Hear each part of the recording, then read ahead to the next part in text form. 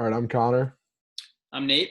and we're here with episode 2 of Entertainment Debate. We got another music debate coming your way. We have like a couple topics that we're picking and choosing from right now, and one that kind of grabbed us was our top 10 metal guitarists.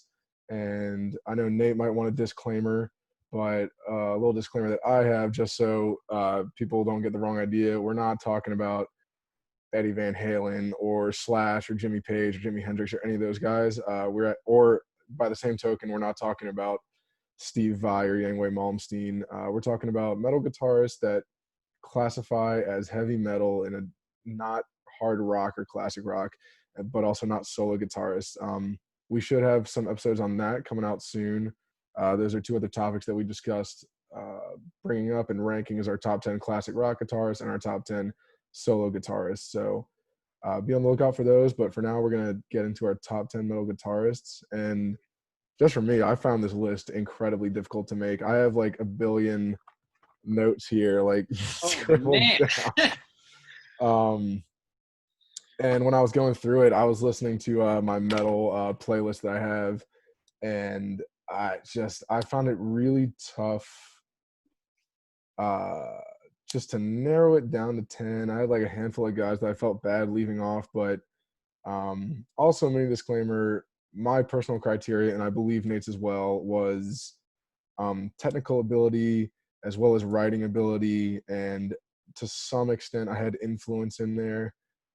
But I just kind of looked at an all-encompassing, and that's the way I think we both generally look at these things when we rank. We consider all the factors, not just how fast can this guy play or writing is obviously a part of skill. Obviously, I mean it's indisputable. So, while there are a lot of like shred guitarists on here, obviously it's in metal, that I'm not solely focused on who can shred the best, and also not focused on whose music is the best or anything like that. It's more guitar skill combined with, especially in metal, I'd say solo writing.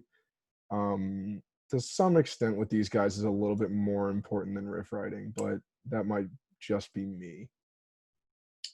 That might just be you. I agree in some regards, but there's one other thing I wanted to say. I don't know. Yeah, we definitely made a distinction between metal and hard rock, though. Yeah, we had I wanted to touch bands a little bit more on like why like Eddie Van Halen's not included, like that kind of thing. I think like you could easily. It's because like metal is a little bit more than just like saying it's metal. Metal, like the definition of metal isn't like a rock band with a slightly heavier guitar. Yeah, I That's think not it's the definition. style. Right. It's about the style. If that was the definition, then of course Eddie Van Halen would be in. That's basically what they are. They're like a classic rock band with like heavier, guitar, and that would be metal if you defined it like that. But it has more to do with the types of riffs, the types of chord progressions, the overall style, and it also has to do with the rest of the band too. It's not just the guitar. Yeah. It's how the rest of the band comes into play. Oftentimes, I think the vocals can define a band as being metal or not metal. I think the drums as well. Definitely the drums. Definitely the bass. I mean, just the rhythm section. All aspects. You really. Yeah. So, yeah, I guess that just is going back to like, don't be disappointed if you don't see Eddie Van Halen on this list. We're definitely not saying that dude's a bad guitarist or not in the top 10 or something like that. We're just focused more on what we consider to be heavy metal bands and our classification of that. And I think you'll get it as we go through our lists. Yeah. But yeah, let's get into it. So I started off last time, so I'll let you start with your number 10 this time. Sure. So my number 10 is Tom Morello. So God damn it, here we fucking I think go. Here's what's gonna happen. I just wait. Let me give my disclaimer first about my list. Actually, I want to do that first. So in making this list, I realized I might not be as well versed in metal as I thought. And like last podcast, I talked about how my tastes in music have been getting heavier and heavier. And that's absolutely true.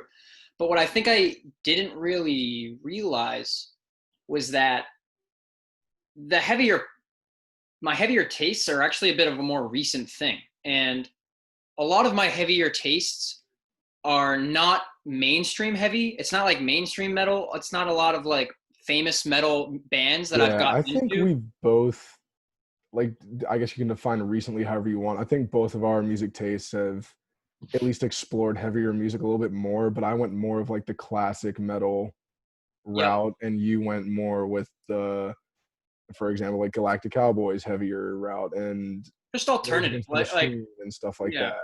that. Um and so a lot of this I had to like kind of make I have a lot of compromises on my list basically because I was often split between picking somebody who I know is probably definitely more well-known, more famous, probably Mhm. objectively more talented or skilled, but I just don't know their music that well.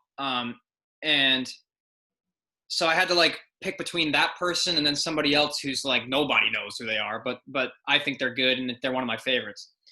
Um, so I had to kind of I'm not very attached to this list. Like I have my top 10 in order, but you know, I could easily like tomorrow decide that, you know, like I could be like, well, you know, I don't necessarily agree with this order anymore. Or I could like in a month I could listen to this. I could get more into Yeah, like Megadeth, for instance, and decide and yeah, move them absolutely. up the Um, rankings or something. So I'm not super attached to this list. And right. but all right, so number 10, Tom Morello. I think Rage Against the Machine certainly qualifies as metal. I think that Oh, they have actually, this is lots an of important elements. distinction. Say again?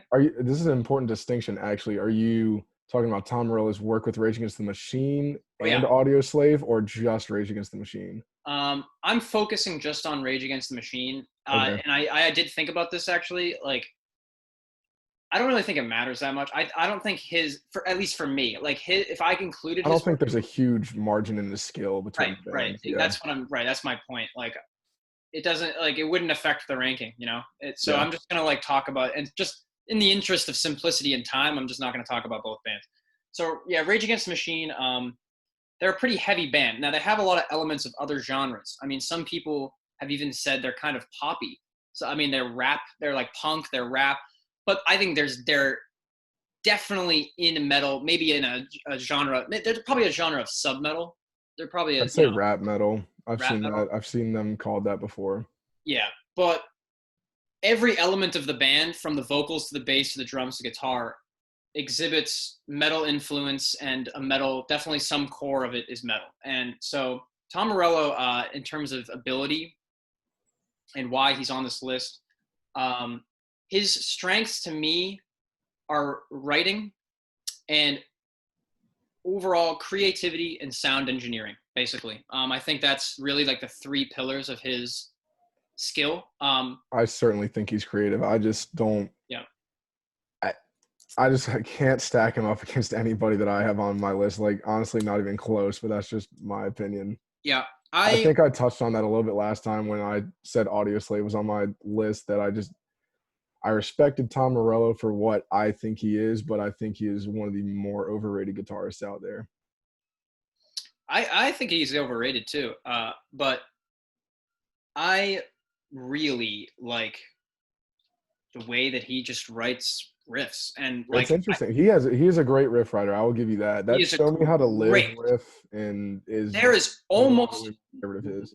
yeah. There's almost no Rage song that has like that doesn't include a kick-ass riff and Yeah, a he writes kick-ass very big riffs. I will give him that. yeah, and he's so good at it. And and when you combine that with his just overall innovativeness and his overall Hmm. sound and the engineering of his sound and his pedal board, like he goes off, man. He goes off, and there's also just not many people that sound like him. And that's the other thing is like That is true. you He's unique. uniqueness, distinctiveness is probably a big part of my list. And if you can distinguish yourself, I think that's a pretty big part of music.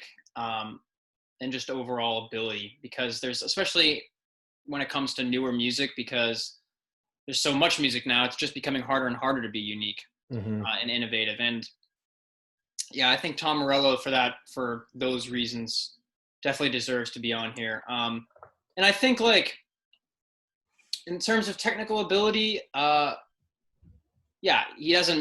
That's why he's number 10 and not number like 2. You know, like he This doesn't. is interesting. Look, if Tom Morello is your number 10 and you're conceding these points, you might be like, my list might get interesting then. um, but no, like I agree with your points about Tom Morello. I think he's a really creative guitarist, and I think when you're listening to a Tom Morello solo, and to some extent, I'd also say a Tom Morello riff. Yeah, Um, I just think that within the genre of metal, there's a lot more skill with other guys. fair. Which Yeah. is, like I said, I respect Tom Morello for what I think he is, but I think within the guitar community overall, he's probably a little overrated. Did you get a chance to like pick a solo or two or a riff or two or anything like that, or did you not get around to that? That's gonna take me a while, but off top, like to definitively say what my favorite riff or solo Yeah, is yeah, for yeah. all these guys, I'll give. There's definitely a few people on here that I can give like a quick top of my head answer. Yeah, for Tom sure. Morello is one of them. Um, Know Your Enemy is an incredible song. Like in terms of the riffs, it really just like this. The overall everything that Tom Morello does on this song is just like holy shit. This is redefining the game, Yep. and it's incredible. Another one, maybe my favorite overall riff from him is Down Rodeo off of Evil Empire. Definitely highly recommend those songs if you're interested in the Tom Morello type uh, metal guitar, you know. All right, so my number 10 is Zakk Wylde from Ozzy Osbourne, and also Black Label Society, I guess, but I'm really focused on his work with Ozzy Osbourne. Yeah. Um, you know, I like Zakk Wylde as a guitarist, and it's going to sound like I'm talking down on him a little bit, I guess. But I think he really deserves the last spot in my ranking. I think he's a great guitarist. His pinched harmonics are insane and have probably inspired countless people to toy around with that. And His what harmonics? his pinched harmonics, like What's a pinch squealies, harmonic? I don't even know what that the is. really high notes on a guitar. Oh, okay. Like when he's hitting, so say he's playing a note on the 7th fret, but it's like a picking technique that makes it sound like it's on the 30th something fret or some Yeah. ridiculous thing like that. He's I think I know what it is actually. Now that Yeah, you so describe it. he is a great use of those, and his selection of where to put those are great. I think he overuses it a little bit though. Um, I really like early Zakk Wylde with Ozzy Osbourne. I think unfortunately he kind of has not done as well, or not. I think he kind of plateaued, I guess is what I'm saying. But he's a little bit too into the pentatonic scale, in my opinion. He's not quite as creative as some of the other guitarists on this list, nor do I think he can play quite as just general creativity with Zakk Wylde. I'd say I've never heard a Zakk Wylde solo that isn't. He has great solos. I just think they could be longer to be really considered a great solo writer and a great guitarist. I think everybody else on my list has solos that completely stand out in a track, and I think Zakk Wylde's solos, he has a handful that stand out, but overall he's more of kind of like a counterpart to Ozzy. But I would say my favorite solo of Zakk Wylde's by far is No More Tears. I knew you were gonna say I that. think, yeah, that's just a fantastic solo. That's a fantastic song as well, in my opinion. Ozzy Osbourne's best song. Um, You know, it's we actually agree on almost everything. Zakk Wylde. Zakk Wylde almost made number 10 on my list, so we're very close on this Yeah, one. And for the same reason that he's all the way down at number 10 on your list is the same reason he's off my list completely. Just disclaimer. yeah. I Is think that that's fair. I almost and that's replaced it. him at the I last can't minute. tell if it's Zakk. Like it's like he's good. He's a good player. He plays well, but uh it could, like, if somebody else played a Zakk Wylde solo, that was equally as like talented as him in terms of technical ability, I wouldn't know that it wasn't Zakk Wylde.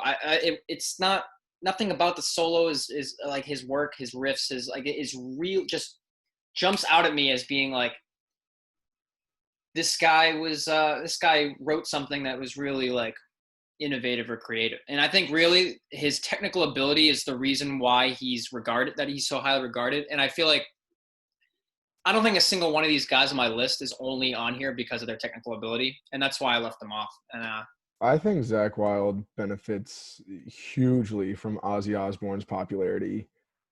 Yeah. And just from playing in a band with Ozzy Osbourne, basically. I think that's why I mentioned No More Tears, that is a song where I can confidently say Zakk Wylde played the biggest part of that song, in my opinion, when it goes into the little interlude with the keyboard or the piano, whatever is being used there. And when his guitar enters and he hits that first note of that extended solo that continues to build up, that is, I think, by far his best work, because he gets away from the pentatonic scale in that, especially during the interlude. He is just a much more creative guitarist there, and I love his tone in that solo. Yeah, just everything about that I think was spot on for Zakk. It might not be his fastest or his most difficult solo, but that is the one that I heard that perked my ears up more than anything else that he's done. We've talked about this song at length. Yeah, we really have, actually. No More Tears or Crazy Train? In terms of a song or guitar work? Song, just overall. Oh, No More Tears. Yeah, agreed. I don't think it's very close either, in my opinion. Yeah, I think Crazy Train about that? is good. It probably Ozzy Osbourne's best riff of his, or I guess that's Randy Rhoads' riff, but you know what I mean. The best riff in an Ozzy Osbourne song. But as a whole, I would think it's rather listen to the entirety of No More Tears than the entirety of Crazy Train. Definitely, I think it's a little bit of a bummer that Crazy Train gets like all the radio airplay, and I mean, No More Tears gets it too. It's not like No More Tears doesn't get. It's not an unknown song by any means. It's just like it, but if you asked a rando on the street, what's an Ozzy Osbourne song, 9 out of 10 people, assuming they're not a metal junkie, are gonna just say Crazy Train. And it's like, I mean, yeah, cool, great song, but all No right. More Tears is the GOAT Ozzy Osbourne song. Yeah, it is, unfortunately. All right, you're number 9. All right, my number 9 is my man Tony. Tony, last name omitted because Iommi. Is that what it is, man? I'm calling him Iommi. If it's wrong, and by some God-given miracle he listens to this, I apologize. Yeah, Tony Iommi. I really should know how to pronounce that because, like, I consider myself a wow. All right. Somewhat big. Our lists are drastically different. Dude, what? I'm surprised that you're so surprised by this one. I guess you thought it would be higher. I have him higher. Yeah. The reason why he's not higher, I guess I'll just get that out of the way, is that I feel like putting him higher would be putting too much emphasis on the first mover effect, basically. Meaning, like, he was the first guy that even really, well, the first, he was an integral part of the first band that essentially birthed pioneer metal music. Put too much emphasis. That's like, right. That's kind of why, and I guess this is a spoiler alert for our classic rock guitarist, but I am going to have Jimmy Page higher than Jimi Hendrix. Personally, I think Jimi Hendrix was fantastic. I think he came before and did a lot, and he paved the way for a lot of people to be what they were. But I think that Page was a lot more versatile, and I think just had a lot more tricks in his bag, I guess. And I think that's where you're coming at with Tony Iommi here. Yep. Yeah, that's basically it. I just think, like, and it's the same reason why I'll take to my grave the fact that, like, the Beatles are overrated, which is obviously a controversial statement, and I think the Beatles are fantastic. But yeah, being the influencer isn't automatically, like, doesn't just automatically put you at the top of the list in my book, because, like, other people innovate later on. And I have I the don't know. toughest time when I'm making these lists considering that factor. I have Yep. the toughest time when somebody paved the way or is a pioneer of a genre or a technique or something like that. I find that to be the toughest thing to consider when I'm making my lists. Yep. Let me say some good things about Tony now. Um,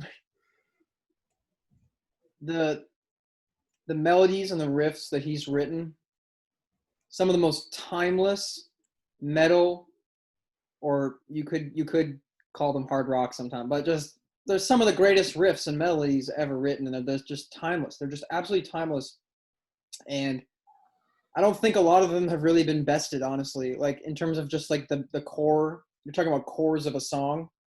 Uh, I mean, any song off Paranoid, any song off, almost any song off Master of Reality. I mean, man, it doesn't get real much better as far as core elements of a song and core riffs, core Yep. melody. I He is think excellent. I think at least based on what I'm looking at on my list, I think there's like one competition, but I think Tony Iommi is the best riff writer metal's ever seen, in Yep. my opinion. And this is like why he's a little bit above Tom Morello to me, because like I think he's like how I said, Tom Morello is a great riff writer. I think Tony Iommi is just a bit better and also more technically talented. I think. I think Tony Iommi. All right, you know what? I see where you're coming at with your list. Like I see where you're going. Yeah, and yeah, I think Tony Iommi has like more technical talent. I think he can in the area of shredding, he can shred better than Tom Morello. His Oh, solos are better, 100%. Yeah. and I think and although I say that, one of the reasons actually though, like why he's a little bit lower on the list is because I find I'm really almost never moved by a Tony Iommi solo. I'm never like blown away by one. Mm-hmm. And it's still better than I think. I mean, I Tom think he's Morello's the solo. most The reason why versatile like solos. Tom Morello's solos succeed are because like not be or have really almost nothing to do with technical ability. It's because of his use of his pedal board and his just innovativeness and creativity in the solo. Yeah. Um, yeah, Tony Iommi. I mean, yeah, we were in full agreement that Black Sabbath, I mean, is one of the most influential, integral parts of metal, Of music, and you could say. and will never and that will never be taken away from them Yeah. as long as metal exists. All right, my number 9. I doubt these guys are going to be on your list. But it's Glen Tipton and KK Downing from Judas Priest. And I literally don't have much to say about these guys other than if you have not heard the solo to Painkiller, do yourself a favor, and these guys will instantly make it into any top 10 list you can possibly think of. Let me interject here, because we did not mention that the way we're doing some of these artists is Oh, yeah, good point. for certain bands, we are going to combine the guitarists because there are just a lot. There's several metal bands that have two guitarists, and both of them are essentially lead guitarists, and and it's almost like just kind of unfair to separate them and try and distinguish between their talent levels Mm-hmm. because it's just not really doable unless like you were in the room with them when they were writing and playing this music. And even in some cases where one of them is sort of listed as distinctively the rhythm guitarist or distinctively the lead guitarist, still they both brought an equal amount to the band, and there's different reasons why each of them are great. And it's just like it's kind of impossible to distinguish their skill because they're part of the same band, and you just don't really like. So it feels a little weird to group some people together, but you kind of have to. I think it's just you just kind of have to. Otherwise, the Yeah. list is like really like off. You know. Yeah, and we kind of did a case by case basis for that. Yeah. But yeah, so Glen Tipton, KK Downing, oof. I could be wrong on this. I'm blanking a little bit, but I think Glen Tipton for the most part is the lead guitarist there, and KK Downing is for the most part rhythm. But I believe in Painkiller there's either two solos where they one plays one each, or they share solo or whatever it may be.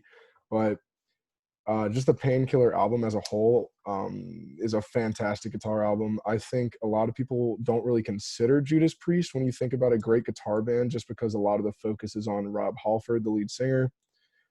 So I think that's not people's first thought when it comes to like a great guitarist or great guitar bands. But seriously, I cannot emphasize anymore that if you have not heard the solo to Painkiller, just do yourself a favor and listen to that song. Yeah, I will, because I haven't. And I know virtually zero Judas Priest. There's one song. What's a really famous Judas Priest song? Breaking the Law is pretty famous. Not that one. I'm blinking. You Got Another Thing Coming. That one. Because it was on like MLB The Show or something. Some shit like that. That's like the only reason I know Judas Priest. Yeah, I got nothing to say about them, because I don't. I'll check that out though, because the fact that it made your list is telling. Yeah. All right, so not much to say about you guys. Sorry. Mm-hmm. All right. Number 8 for me is by far my most off the board pick. Oh Lord. And it's gonna maybe get me in a bit of trouble with the King's X fan base. If I say it, well, nobody's gonna fucking listen to this probably from the King's X fan, but it's gonna be Dane Sonnier, which is Galactic Cowboys guitarist for the first 2 albums and their most recent album. So the Galactic Cowboys have released 7 studio albums. I believe I have that number right, 7.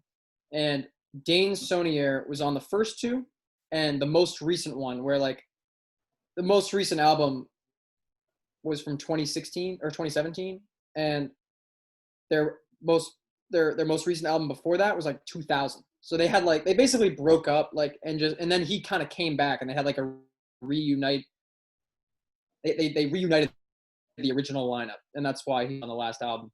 And their other guitarist easily could have made this list as well, and I didn't really think it would be like, I didn't really want to include both of them. 2 off-the-board picks like that for one crazy off-the-board, completely unknown band seems a little crazy.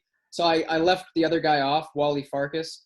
Wally Farkas is much more beloved by the King's X fan base because he's like much closer with King's X, and he's like best friends with Ty Tabor. So the King's X fan base generally likes him better, and they're very close, and it was a tough choice, but I think Dane Sonnier is better. And I think mostly that's because of the Space in Your Face album, which you've actually might have heard some. I think you've heard a little bit of the Space in Your Face album. I have.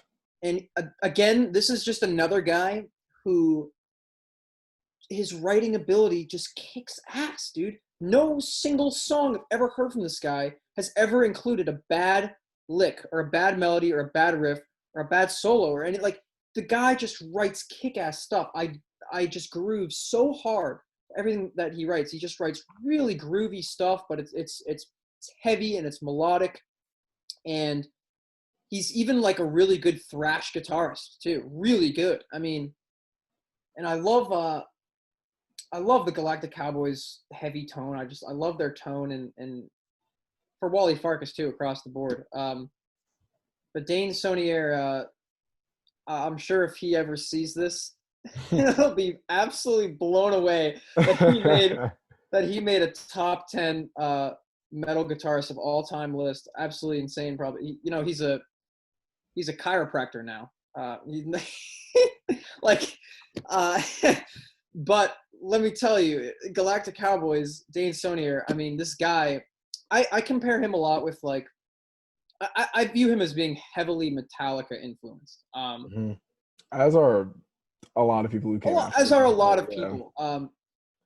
And I think he's heavily influenced by them, and he reminds me a lot of Metallica. And he even, let me tell you, like, this guy can shred a little bit too. I mean, this guy has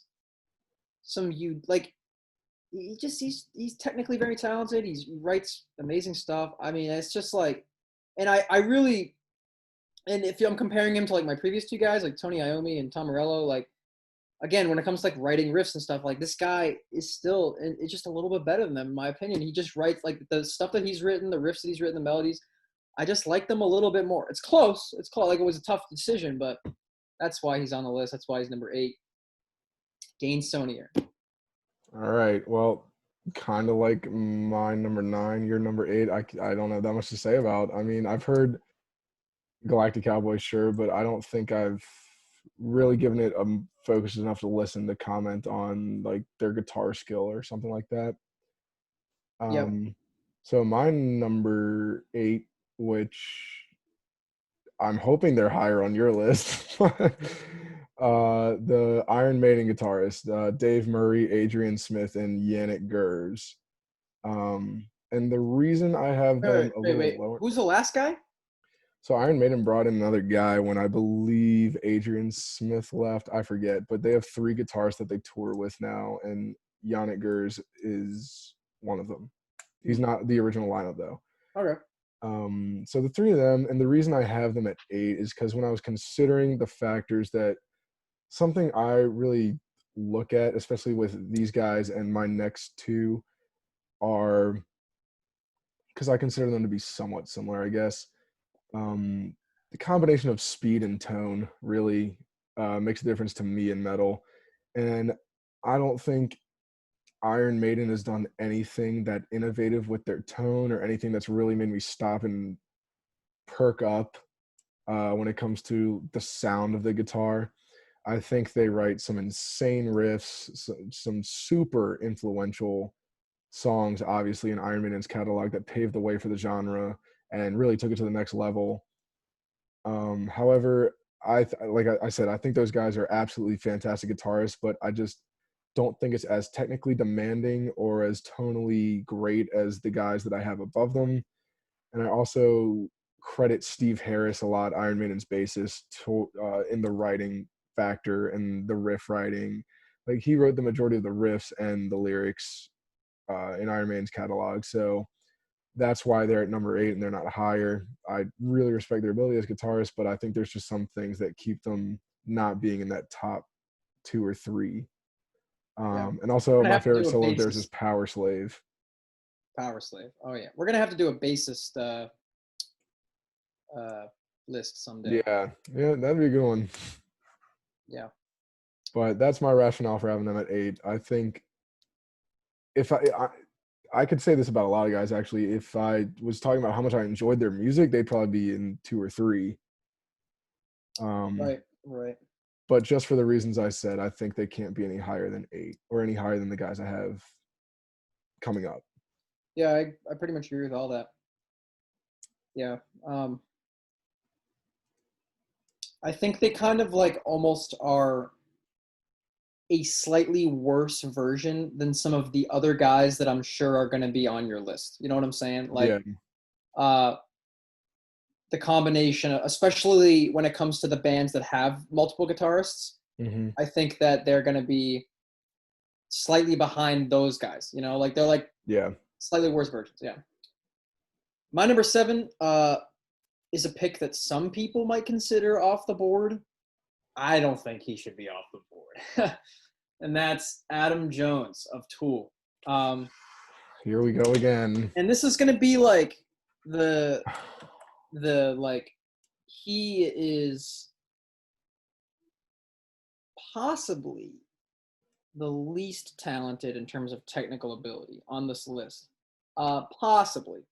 I think the Tool's most recent album, Fear Inoculum, may actually make that not true, because Adam Jones, let me tell you, displayed some serious chops on some of these songs in terms of technical ability. But yeah, Adam Jones is one of the most innovative players I've ever heard in my life. Completely changed the way that I view the guitar's role in a band, completely and utterly, and that is why he's on this list. I grew up playing guitar. It's the only instrument I've ever really learned. It's the only instrument I've ever taken lessons for. I've played it since I was in 3rd grade. And when I used to listen to music, I used to just listen, like 75% of my focus was on the guitar. Yeah. And then the other 25% was divided amongst the rest of the instruments. Now when I listen to music, and Adam Jones is a huge reason for this, I listen to other parts of the band. And it's funny because, like, Adam Jones is a guitarist. So it's like, Yeah. But there is really, and he showed me that like there's really something to be said for giving the rest of the band space, and there's actually skill in that, and there's actually like innovation in that. And I can agree with that for sure. yeah, and the other thing is that he, in terms of writing, he writes a massive. Him and Justin Chancellor write every melody virtually together that Tool has ever come up with. So in terms of writing, he's huge. That's like one of his biggest skills, and he is rhythmically maybe one of the best guitarists I've ever heard. In terms of like, and that's the thing, like. He has an incredible ability to keep time in a band that has probably, at least mainstream wise, the most difficult time signatures and rhythms to handle. I think if you want to keep it to just mainstream, I think they have easily the most difficult time signature structure in all their albums of any band. And he has an uncanny ability to do that. And yeah, like in terms of technical ability, his like melodically, or in terms of complex note configurations and note variation, he's not skilled. But rhythmically, in terms of technical rhythmic ability, he's ridiculous. I mean, you try, like, look, there's so many Tool songs that you could try to learn on guitar that, or let's just say Tool riffs, okay? Tool riffs that you can try and learn on guitar that are like literally 2 fucking notes. 2 notes! And they're hard to play! Why are they hard to play? Because rhythmically, they're impossible. It's like, it's insane. It's like, it completely just changed my perspective on how the guitar can be used as an instrument. I mean, it's basically playing the part of like a bass or a drum sometimes. Like, it's not even like regular guitar work. It's insane. Yeah. And I haven't even gotten into like, I mean, there's so much I can say about this guy. I mean, sound engineering too, maybe number 1 on this list for me, even more than Tom Morello. Tool's guitar tone across their albums is somehow like, usually when you have a raw guitar tone, like a very raw, it's not super creative or innovative, but somehow it is for Tool. It's like, it's like raw, but also like psychedelic sometimes. And they have all these crazy screeches and just sound engineering, like tricks, and it's unbelievable. And I know he's big on this, and he's like ridiculously knowledgeable when it comes to like how a pedal works and how distortion works in a guitar. And he's so creative, so innovative, great writer. A lot of people will say like, a lot of his riffs are as easy to play as like Smoke on the Water. Like, not I've heard at that all. criticism. I don't think he belongs on this list. That's just my opinion. However, I think to minimize his talent is ridiculous. Yeah, talented guy. And I personally wouldn't have him in my top 10, but I think he's very talented. I think I agree with everything you said, just not with him being in the top 10, basically. Yeah, and that's fair. I mean, if you wanted to make a list that was in terms of technical skill and ability, he might not even crack top 30, top 50, top like. Yeah. I mean, like he doesn't like I don't think there's ever been a solo written in Tool's career that. Oh, I saw a guitar list today, actually. Speaking of just people like cracking the top 30 and stuff like that, so I told you earlier, I was scrolling through a couple lists just to jog my memory and see if I was leaving anybody out that absolutely had to be in there that I just wasn't thinking of. And I saw a list today that had Kurt Cobain ranked above Synyster Gates as a metal guitarist. I saw that too. I think I saw the same list. I clicked the X. I was like, that's enough internet for today. I've never seen, for whatever audience we have, I've never seen somebody get so I know where this is going. aggravated at somebody else's list, like top 10 list, than Connor Floyd right here. Yeah, you should see the rage that comes over this man when he sees a list that is just completely preposterous.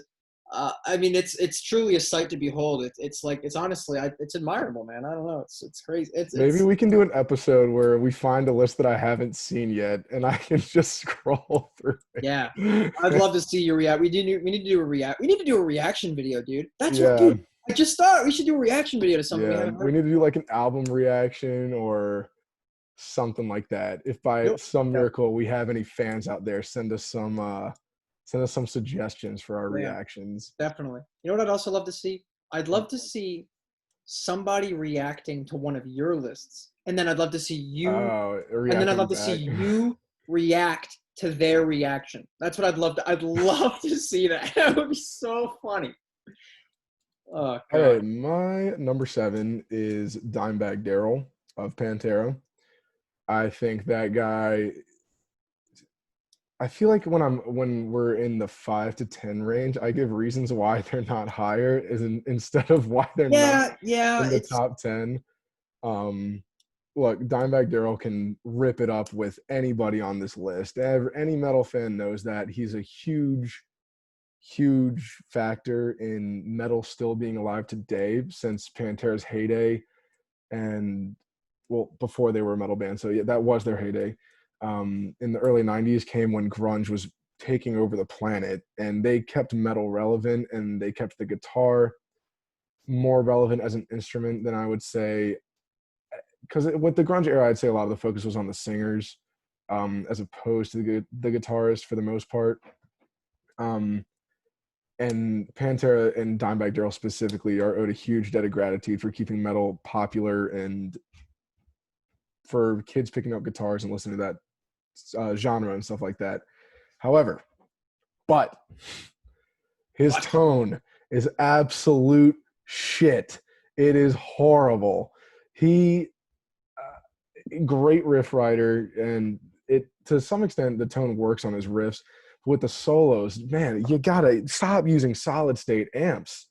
You're a professional musician. Like, why are we using line 6 insane mode here?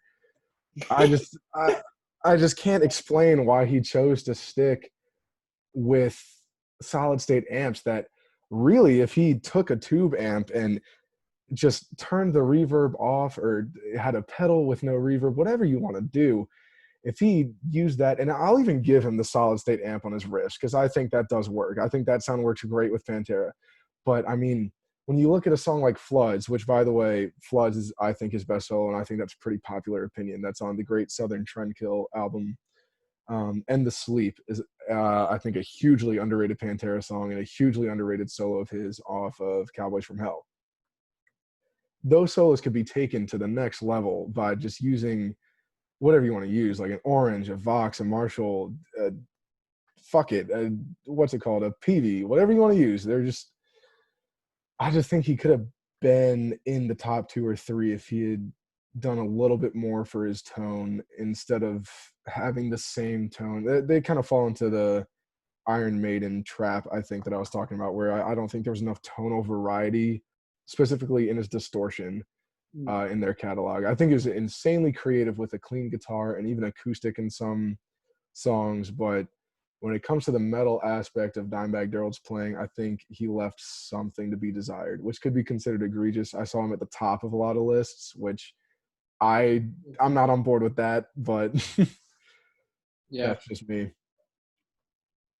Yeah, Pantera is a band that I need to start listening to more of. They're one of my they're on one of the lists, you know, my to-do lists, my need to listen to lists. Great band. What I have heard, it's like right up my alley. So yeah, they are an absolutely great band. Yeah. And I love Dimebag Darrell. I'm getting upset over here because I see his potential, and I know he could borderline be at the top of this list if he just had some better tone on some of his solos. And you think Zakk Wylde uses the pinched harmonics a lot? You wait until you hear Dimebag Darrell. Yeah. But yeah, Dimebag's gear was just, I think it just could have been better. But that's just my opinion. Yeah. All right, so my number 6 is the Iron Maiden trio. well, I actually had them as a duo. I had Dave Murray and Adrian Smith. I didn't even know about the third guy, really. He's not as relevant as the other two in terms of their Yeah. popular era. Right. Yeah, they have. I feel like they're in a situation where they do a lot of things pretty well, or like above average, but they don't do anything incredibly. Tone, that's one of those things. Like you said, especially when it comes to, I don't think their tone is bad. I just think variety of tone. Yeah. Like you said. I don't what I was talking about variety of tone, and also, like I said, there's not, there's a, not that I need this tone, but when you hear the first Comfortably Numb solo, you're just like, holy shit, that is like the best tone I've heard in my life. And I don't think Iron Maiden, or like I just said, Dimebag Darrell really brings that to the table. I agree. Yeah, and I think like in terms of technical ability, they're great, but not the best of the best. And then in terms of riff writing, great. Again, just not the best of the best. They do a lot of things very well, just not the best. Yep, I agree. And yeah, I mean, you already obviously spoke about them at length, so I won't go too into them. But by far my favorite Iron Maiden album is Power Slave, and every piece of writing on that. What's your favorite song on that? Oh, dude, don't do that to me. I think mine's 2 Minutes to Midnight. I mean, that's obviously a contender, dude. I don't know if I could pick a song off that one. 2 Minutes to Midnight definitely is like probably tied, so I'll just say that one. Yeah. There's other ones that I could maybe say, but yeah, that's my number 6. Okay. You asked about this guy when we were texting, so this is actually gonna be really interesting if you have him higher than me. But at number 6, I have Synyster Gates. And the reason for that is I have like a very specific reason actually, is that I think he's at, this is I guess where my list I think is kind of tiered. He's at the top of everybody that I've listed so far because he has the speed and to some extent then some of all of those guys that I've listed so far, but he just has the tone and the virtuoso style, especially as Avenged Sevenfold in his career has gone on. I think he continues to grow as a guitar player. And this is why I was saying over text that I wasn't going to walk back what I was saying, but in the process of making this list and just considering some of the choices I made in the last video and podcast, I decided I think The Stage is Avenged Sevenfold's best album. And I think that is also Synyster Gates' best guitar album. He has some really understated solos on there, and the layering of his guitar work, I could go on and on about Synyster Gates. I think he's really underrated, and I think a lot of people won't have him in a top 10 list, but I think it's borderline egregious to leave him off of it, because he's done enough in this day and age to get kids into metal and to get them to pick up a guitar, and he's also continued to improve as a player. I just love the tone that he's found, especially on the Stage album. His speed and his note selection is just incredible to me. Yeah. Everything I've heard from Synyster Gates has been madly impressive, to say the least. Yeah, I think when you listen to Avenged Sevenfold, you're coming for Synyster Gates, basically. Yeah. And this is kind of the case-by-case basis that we discussed. Zakk Vengeance, I think, is a really great guitarist as well. However, he takes and he harmonizes with Synyster on several of his solos, but Synyster is undeniably the lead guitarist, and that's just unquestionable. And I think his contribution to the band is noticeably bigger than Zakk Vengeance's. So that's why Synyster is on here by himself, and that spot is not shared with the rhythm guitarist. Now, Synyster isn't this guy's real first name, right? No. Uh, They have like stage names. yeah. So. Yeah. Oh, did I mention Angels is probably my favorite solo of his right now? That's on the Stage album. I think that is an incredible solo. Yeah.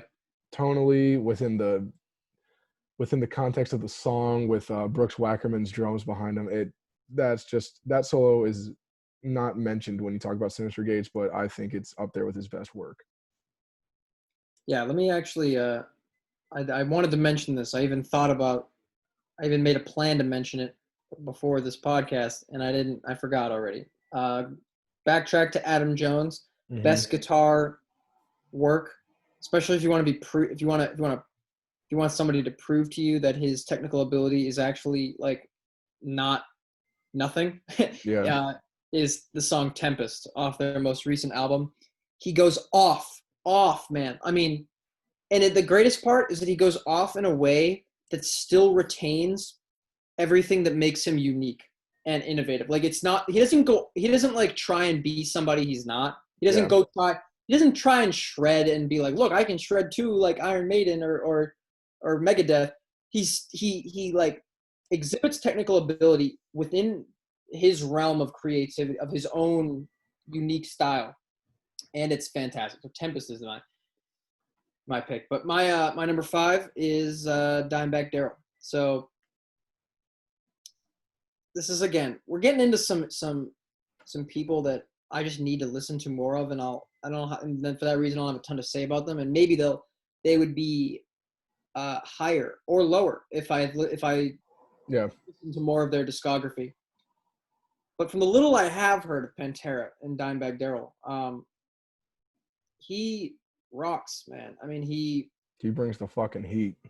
He brings the heat in a way that, like, we talk a lot about, like, the differences between, like the some of the main attributes here of a metal guitarist, and we've talked at length about like the difference between, like, riff writing and then solo ability or shredding ability. And to me, the aggregate ability of those two things for him is higher than anybody else I've had on my list thus far. I feel like when you combine those two things into like one score, he scores better than everybody I've had to this point. And that's kind of why he's here. And yeah, I wish I had more to say about him, but I need to listen to more. Yep. Again, highly recommend Floods and The Sleep for Dimebag Darrell's writing and solo ability as well. My number 5 is Randy Rhoads, which I feel like some people might consider that a little low, but I got to be honest. I feel like Randy Rhoads has a little bit of dick sucking unnecessarily.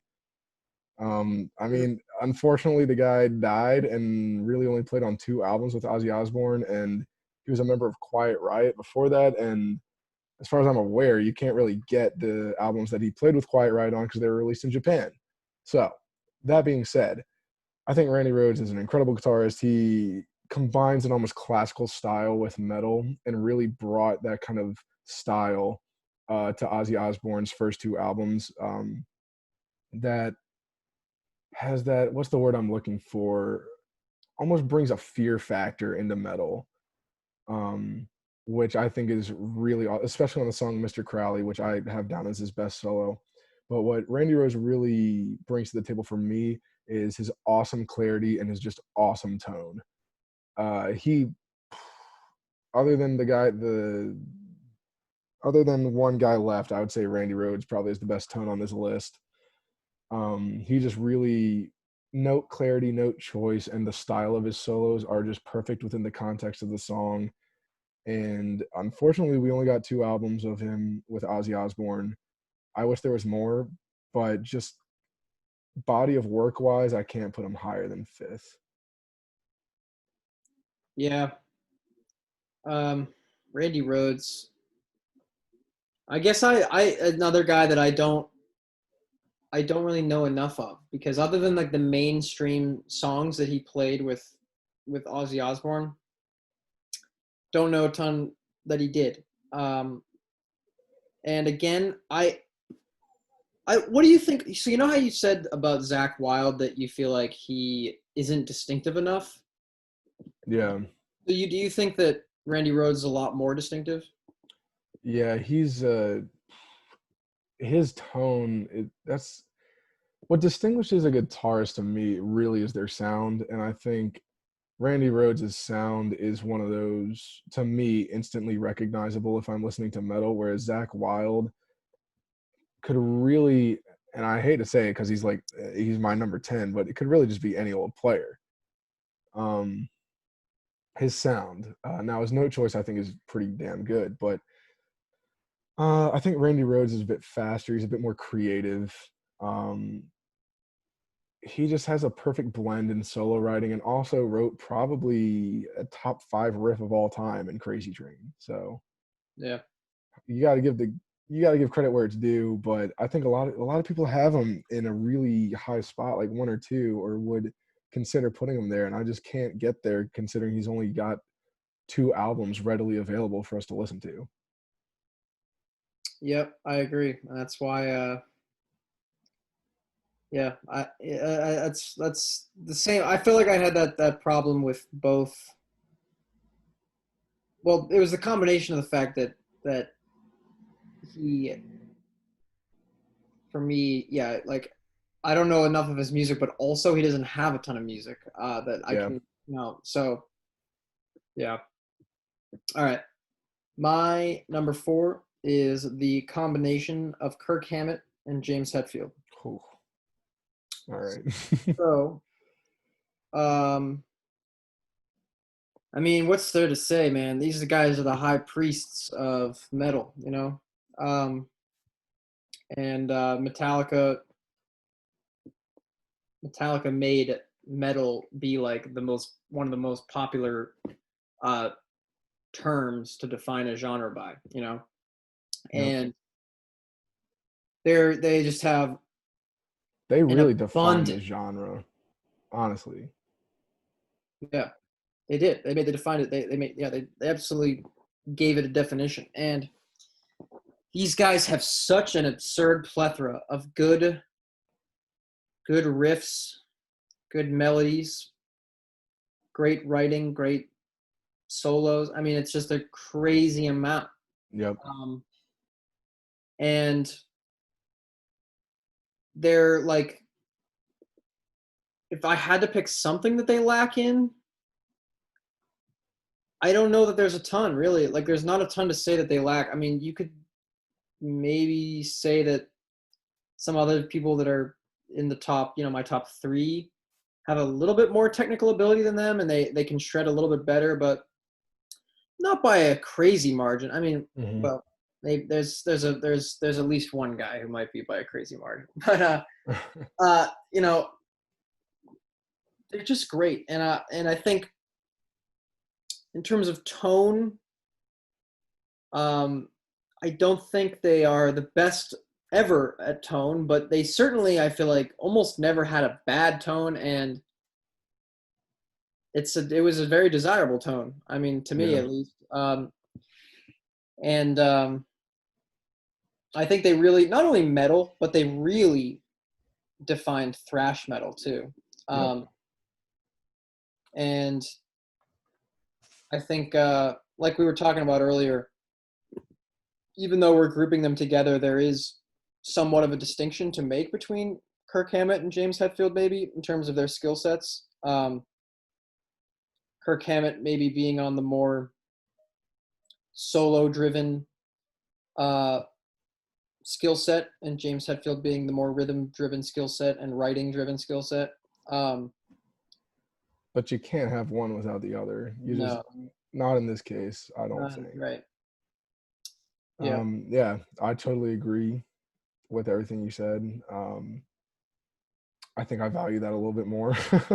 Yeah. As we'll see. But my number 4 is your number 9, if I remember right, Tony Iommi. Oh, yeah. I mean, he's just he's the godfather of heavy metal. The reason he's so high for me is I think his riff writing, like I already said, is the best on this list. I don't think I mean, maybe only rivaled by a guy like James Hetfield. But he paved the way with his riff writing, and his solos might not be to the ability of some of the other guys that we have on the list, but they're certainly not bad. Like Children of the Grave has a great solo. Paranoid has a great solo. War Pigs has a great solo, which is also my favorite song of Black Sabbath. But we already talked about him a little bit, so I'm not going to go too into detail. But I'm just a huge fan of his work on specifically Paranoid and Master of Reality, particularly in his riffs, and his tone in the riffs is really what drove heavy metal to become what it would, and the sound of his guitar. Dude, you know what's crazy is have you ever heard Soundgarden's cover of Into the Void? I have not, but I've heard Pantera's cover of Planet Caravan. Oh, interesting. Well, Soundgarden does a cover of Into the Void, which is the last track off of Master of Reality, and it's actually I'm not a big fan of that song, honestly. To be perfectly honest, no, that's a song I could kind of do without, honestly. that's interesting. It might be my favorite track off that album. I'm not a big fan of when the singer is in unison or in stereo with the guitar. When the singer is singing the same notes that the guitar is playing. And that's what Ozzy's doing in that song. When does he do that? I might be thinking about a different song. He certainly doesn't do it in the verse. I'm trying to think of the chorus. I might be mixing up my songs. I'm trying to pull it up here now. Let me see.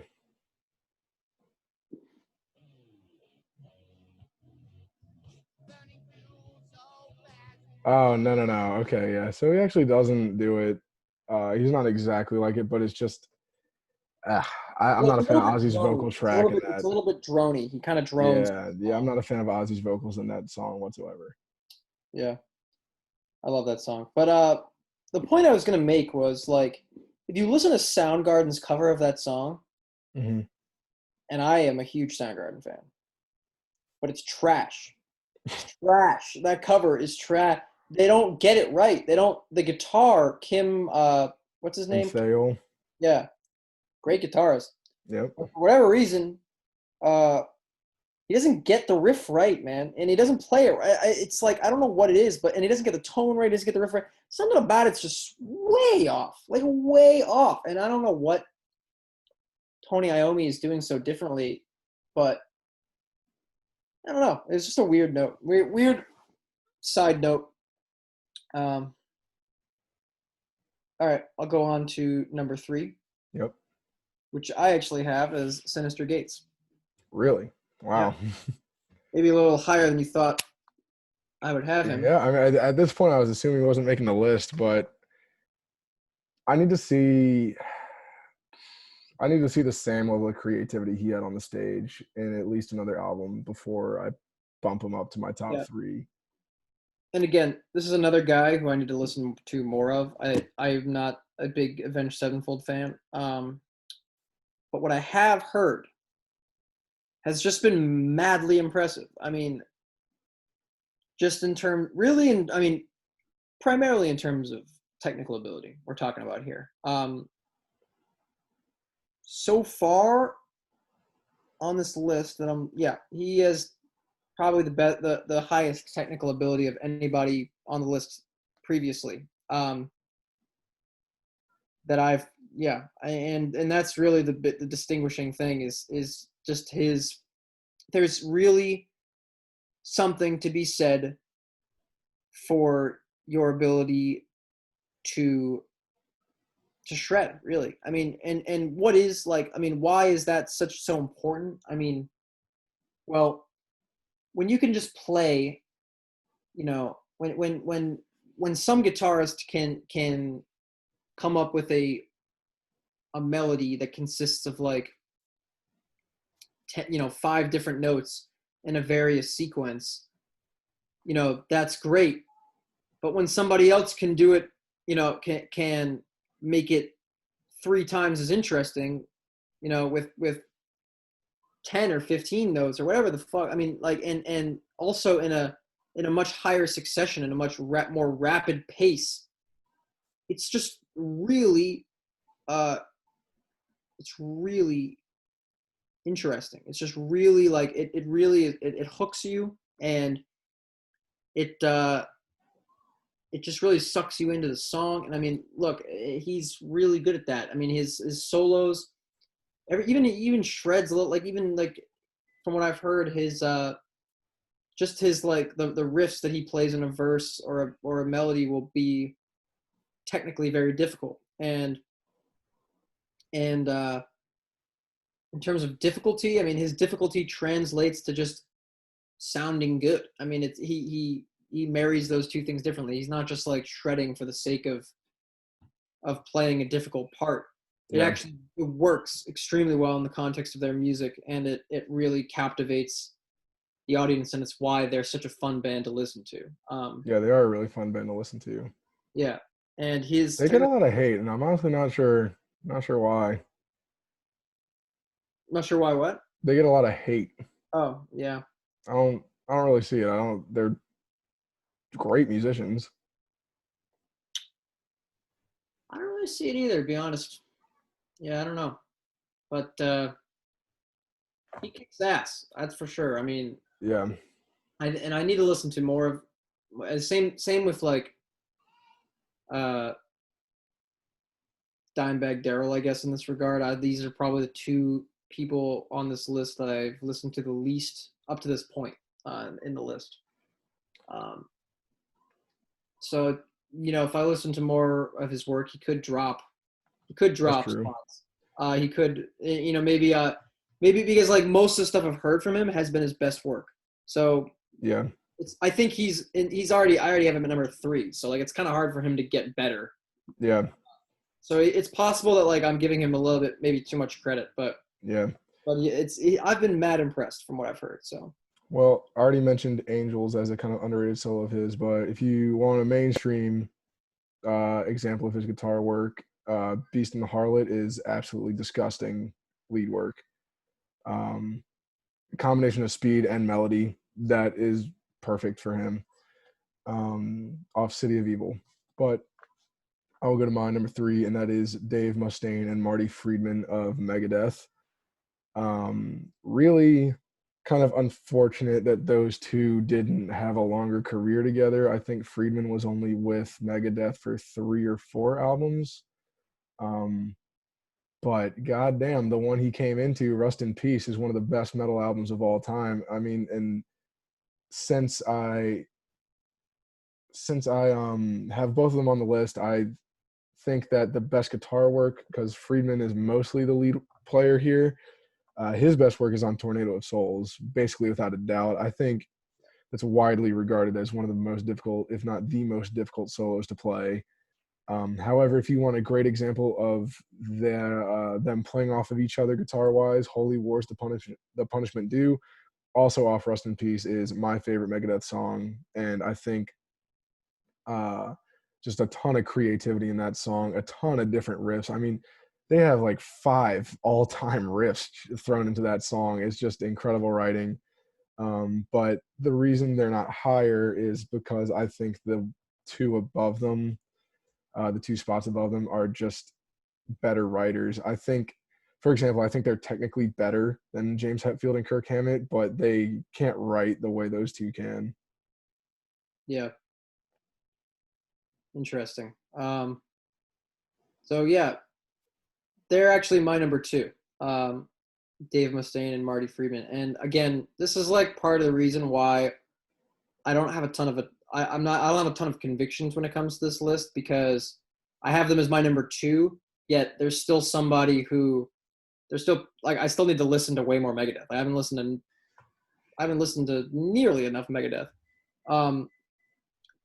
But what I have heard has been so absurdly impressive that it felt wrong to not put them really high on the list. And when looking at other lists, it's like, yeah, these guys get a lot of credit everywhere. It's not just me that thinks they're it's not just you or me that thinks they're good. Like, Yeah. and I would be shocked if I went deeper into their catalog and didn't find, you know, the same from what I've heard of their mainstream stuff. I mean, because it's just so good that clearly they must have more sauce in the bottle. You know, they and so I definitely need to listen to more Megadeth. But in terms of technical ability, like you said, they have far exceeded what Metallica was able to do with Kirk Hammett and James Hetfield, from what I've heard. And the writing, again, I've only heard the really, really famous Megadeth stuff, so I might have a skewed view of their writing. Maybe their writing isn't as expansive and and they don't have as much depth and consistency as Kirk Hammett and James Hetfield do, and maybe they would drop a lot lower if I had heard more of them. But yeah, that's pretty much all I have to say about them. I need to listen to more of them, but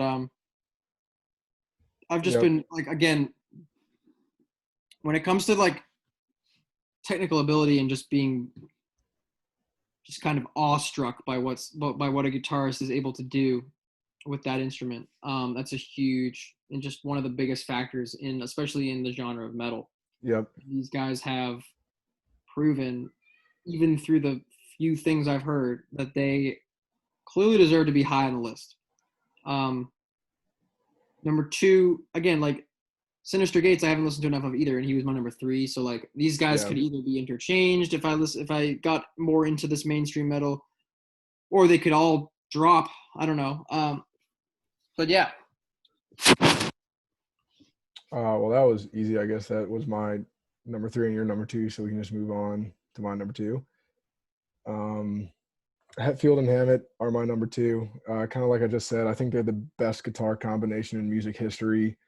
You can't have one without the other, because Hetfield is probably the greatest rhythm guitarist of all time. He has some lead work in some songs as well, and his style of rhythm guitar, his riff writing, there's a reason why Metallica is probably considered the greatest metal band of all time. And there's a reason why they have such a massive influence on everything that's come after them. It's not like the Beatles. Like these guys, there's a reason, and here's the thing, kind of like when you're talking about the Beatles, I don't think either one of us really thinks that the Beatles can technically stand up to anything really that came after them. I think Metallica can. That's where I think there's a bit of difference there. But Black Sabbath were really the Beatles of metal, but Metallica took the torch right after them, in my opinion. And for me, my favorite guitar moments, I think that the Ride the Lightning album is their best guitar work. However, I think the best guitar moment in Metallica's history is the little interlude in Master of Puppets. I think that's just an incredible writing to come down after a huge thrashy opening, to come down into that melodic, clean guitar with the harmonized leads. That is Metallica at their best, in my opinion. And that's my favorite song of theirs and one of my favorite songs of all time. But check out Master of Puppets for sure if you haven't. Yeah, goddamn. If you haven't checked out Master of Puppets, for sure, check that out. And I love the Creeping Death guitar work on Ride the Lightning. But yeah, I think they're the best guitar combo in music history. Yeah, I really agree with those song suggestions too. Yeah. They really did. I think saying that they're the best guitar combination is accurate, because like, first of all, there's not a ton of bands anyway that have 2 prominent guitarists. Yeah, listen, if you come on this channel and you start talking about John Lennon and George Harrison, you will be blocked. Oh boy. You will be blocked immediately. Oh yeah, that's not gonna fly. No, that's not how this works. But I think we have the same number 1. We have to have the same number. Yeah. So John Petrucci of Dream Theater. Yep, that's it. John Petrucci. He's just mastered every technique you can possibly have as a trick in your bag. His clarity, his tone choice, has the same thing as Adam Jones with the ability to just do even more ridiculous things with time signatures and changes of time signature mid-song. Just can't say. I could fill a whole episode of talking about John Petrucci's technical ability combined with his tone, his writing. He's the main writer in Dream Theater, so his contribution to that band and to the guitar in general is just ridiculous. What is a knock?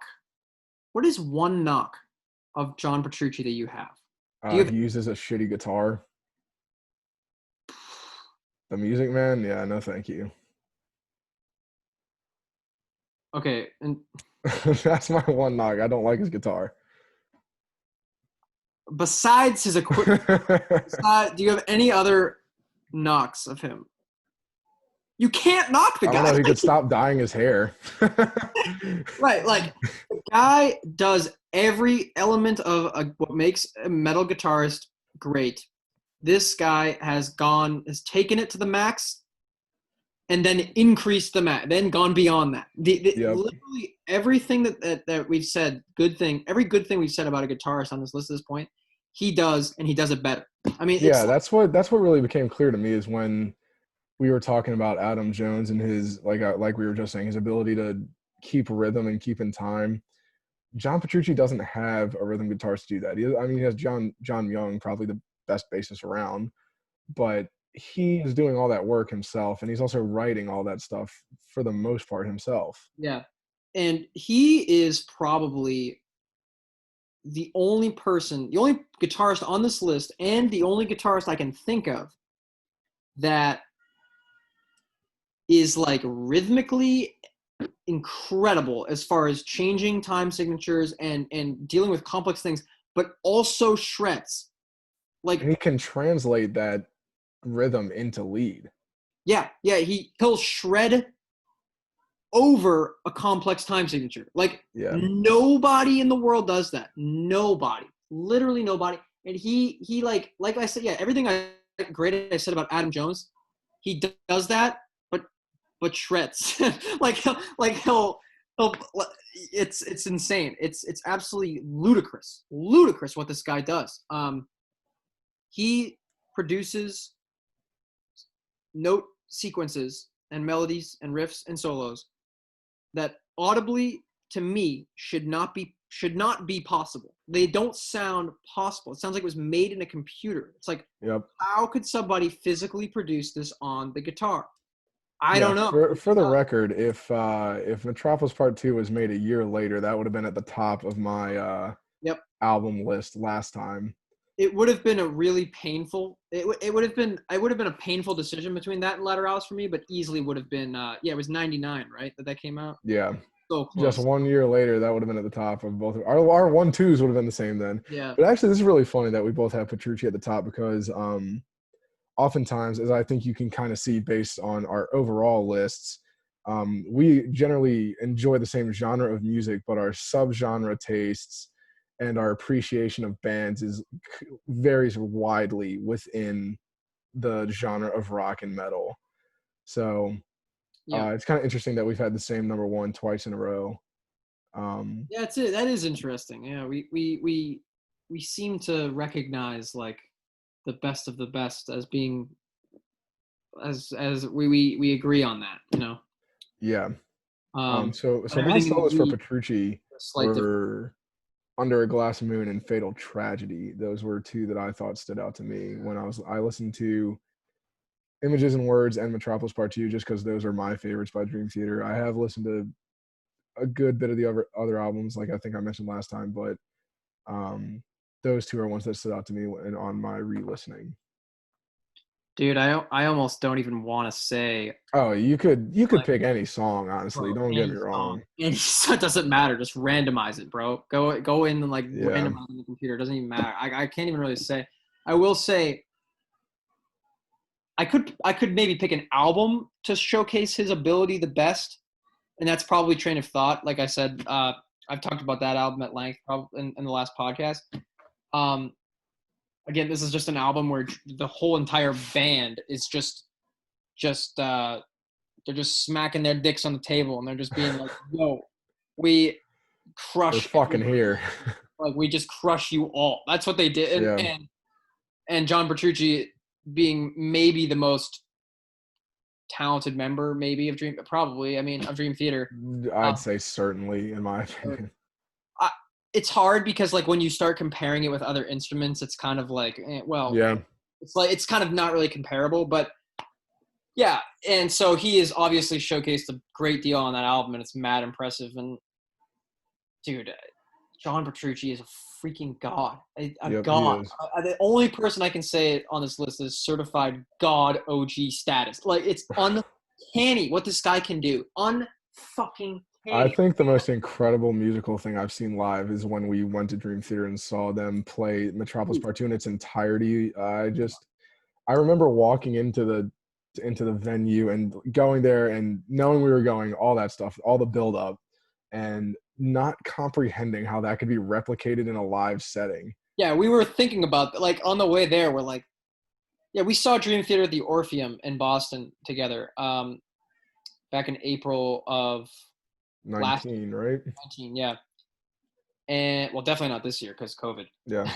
Yeah, so it was 19. And it was the Metropolis tour where they're touring the whole album. They're playing the album in its entirety. And they did Distance Over Time too. And the Distance Over Time, yeah.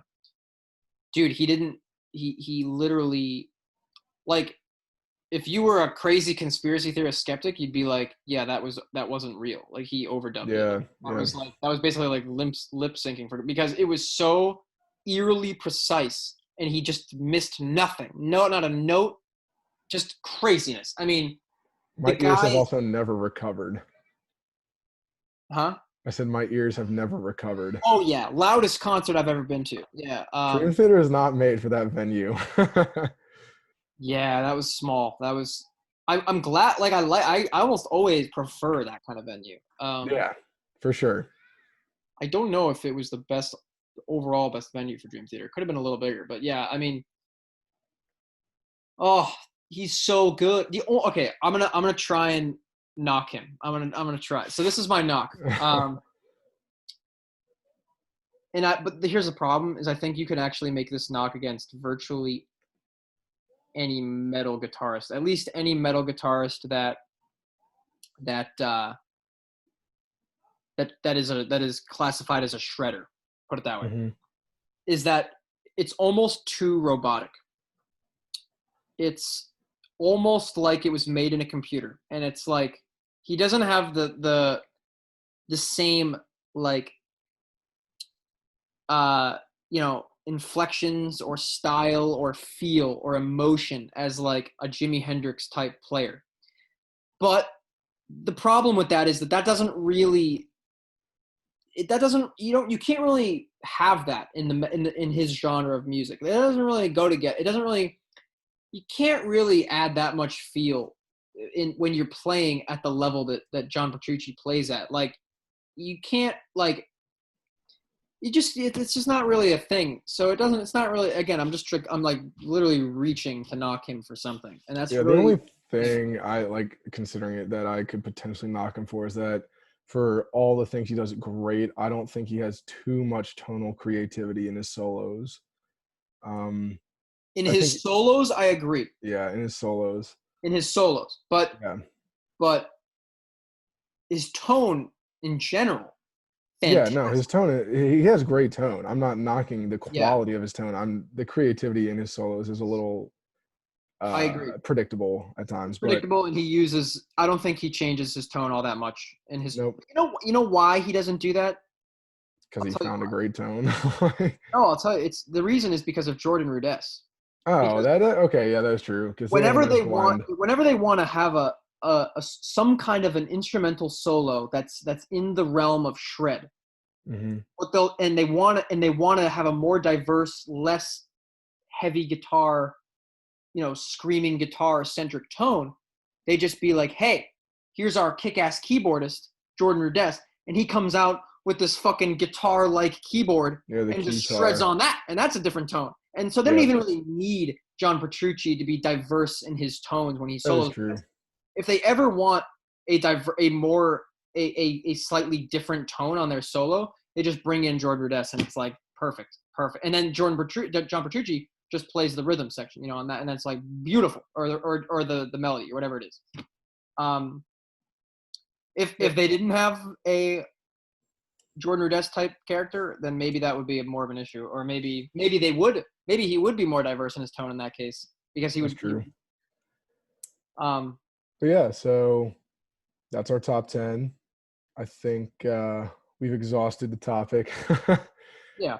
I'm gonna put, if you're watching on YouTube, I put on the last video our lists and our song suggestions from each album in there. So I was planning on doing the same for solos for this. We already mentioned some of them, but the YouTube link will be down there. And if you have any suggestions for our next video or videos in the future, please let us know. We are all ears. We shoot the shit like this every day for 4 years, basically. So yeah. let us hear about it. Turn on the camera now. Yep. But all right, I think that's it. Sounds good, man. Yeah, I'm gonna go watch some fucking baseball.